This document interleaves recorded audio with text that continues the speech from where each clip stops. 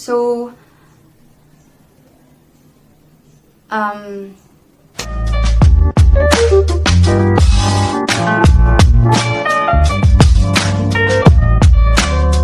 time goes by.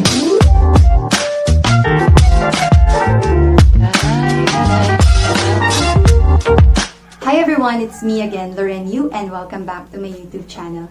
So today guys, gusto kong magpakilala sa inyo bilang isang second year medicine student. Wow! Actually, this is the first time that I had the courage to reveal it publicly. So, bakit ko nga ba tinatago-tago? Well, hindi naman siya unusual kasi marami din naman akong kilalang medicine students na ayaw din nilang ipaalam na nagme-med sila for a number of reasons. For me, I have 4 reasons why. First, expectations. Kasi, para sa akin, kapag maraming nag-expect sa'yo, mas nakakadagdag ng pressure. Secondly, fear of failing. Kasi, ibang-iba talaga yung challenges and demands ng med school compared to undergrad. Thirdly, kasi feel ko medyo matanda na ako to study again. And lastly, hindi kasi pre-med yung undergrad course ko. And that's what I want to talk about today, how I managed to enter med school without taking any pre-med course. So, yun guys, nagawa ko siya. Kaya, I'm telling you, it's really possible. And itong vlog na to ay para sa mga students, specifically non-pre-med students na na-realize nila na gusto pala nilang mag-doktor. And also for professionals na gustong mag-shift ng career. And for me, it's never too late. So yun, before tayo mag-proceed dun sa pinaka-topic natin for today, I just want to share a brief story about my experiences before entering med school. So yun guys, 6 years ago, so matagal na, I graduated from UP Diliman, taking up Bachelor of Arts in European Languages, major in French. O, diba, sobrang layo. And sobrang basic din ng mga science subjects namin ng college, kaya wala talaga akong baon.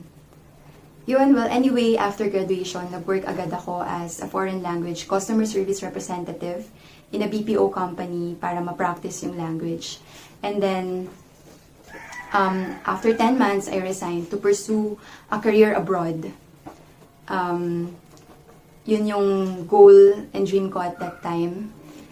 And also to travel for free. Kaya I worked as a guest relations associate in an international cruise line.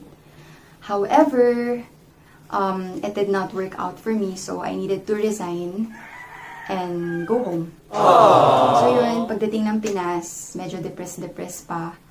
I decided to start a business with my boyfriend. It's a transportation business. And it actually grew, and we were able to transition it into a trucking business. So, it's actually good. However, na-feel ko na hindi pala masyadong fulfilling na puro expansion and puro pera lang yung laman ng isip mo. So,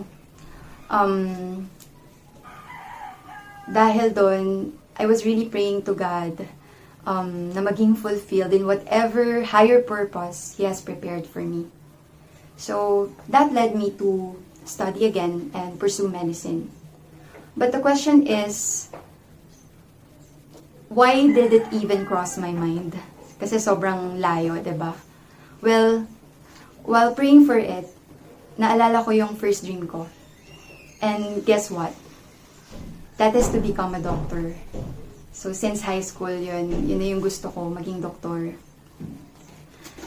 And then, naalala ko rin bigla yung classmate ko nung college with the same course as mine, who is now a doctor today. And it really inspired me. So, what I did next is to contact her and ask her to give me tips, heads up, advices for me to begin my next step. I tell you guys, it's not a smooth sail. Hindi naging sobrang dali ng process para sa akin. Actually, I took the NMAT twice kasi yung first score ko, hindi na-reach yung cut-off, which is 40%. And at that time, nalungkot ako sobra kasi parang feeling ko hindi yata para sa akin yung medicine. Pero somehow, I managed to take the NMAT for the second time. And Yung first kasi, nag-review center pa ako, ganun. Pero, etong pangalawa, nag-self-review na lang ako. And, thank God talaga, because of His grace, nalampasan ko pa yung cut-off. Though, hindi naman ganun kataas yung score ko, pero sobrang thankful na ako kasi He made everything possible for me. So, naniniwala ako na He can do it for you too. Ayun. So, ayun na. Let's end this drama and let's proceed na sa more relevant information. So, I just want to share with you 4 things to do before applying for med school.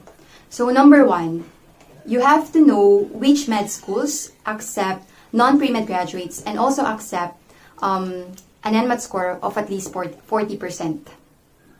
So, based on my research before, these schools are Manila Central University, Our Lady of Fatima University, Chinese General Hospital College of Medicine, Metropolitan Medical Center College of Arts, Science and Technology, Manila Theological College of Medicine, and Far Eastern University. So, among those schools, kung mapapansin nyo, pinakasikat is yung Far Eastern University. Maraming nagsasabi na sobrang dali daw makapasok doon given the requirements, madali lang. Pero mahirap daw makatapos. So, just a trivia, by the way. So, among those schools, ano nga ba yung napili ko? So, I chose Chinese General Hospital College of Medicine because it's a new med school. I belong to the second batch of pioneers, so when I enrolled, I was really hoping that they will be more considerate to students like me. And then, they also have their own established hospital, and isa yun sa pinaka-importanteng requirement sa med school. And then, they also incorporated traditional Chinese medicine in their curriculum, which for me is very exciting. And lastly, the school is just 10 minutes away from my place, so I can really say that it is very convenient there. So, before tayo mag-proceed sa number 2, real talk lang. So, para sa akin, it doesn't really matter whether you are in a popular or prominent med school right now. Because at the end, the most important thing is to just do your best. Don't ever give up. Finish it and just get that MD. Kasi, maraming nagsasabi na pag naging doktor ka, hindi naman tatanungin ng mga pasyente mo kung saan ka graduate, diba? So, yun. Let's proceed to number 2. So, number 2, of course, you have to take the NMAT because it is a requirement. And you should get at least 40% score. Katulad nung na-mention ko a while ago. So, I can say that it's really achievable. Unless na lang you want to get into some popular med schools which require higher scores like UP, PGH, Ateneo de Manila School of Medicine and Public Health, TLSU, and UERM. So, yun.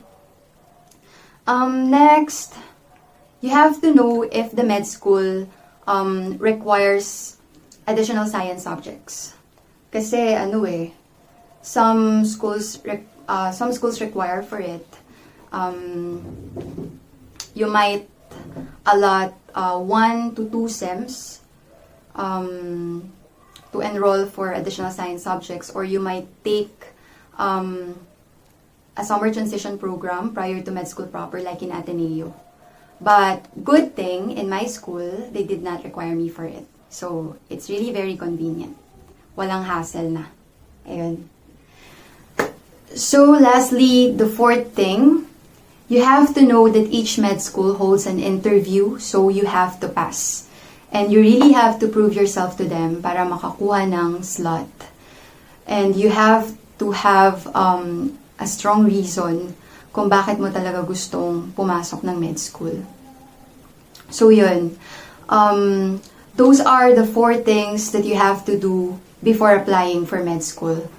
And kung tatanungin nyo ako ano bang advantage of not having a pre-med course, well, based on my experience so far, all of you, your classmates naman kasi, will start with a clean slate. So, fair lang. And I'm not saying it's more advantageous, but for me, I did not regret learning French. It's an additional skill and it has also taken me places. Yun. And then, if you will ask me about the age limit, as far as I know, there's no age limit in applying for med school. As long as you have the courage and determination, just go for it.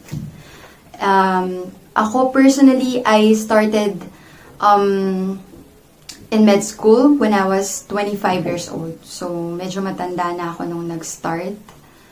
Pero, yun nga, wala naman kasing madali, 'di ba? And mabilis lang yung 4 years. Whether you work or you study, wala talagang madali. So, just think of what you could achieve in the next 4 to 5 years, 'di ba? Ayun.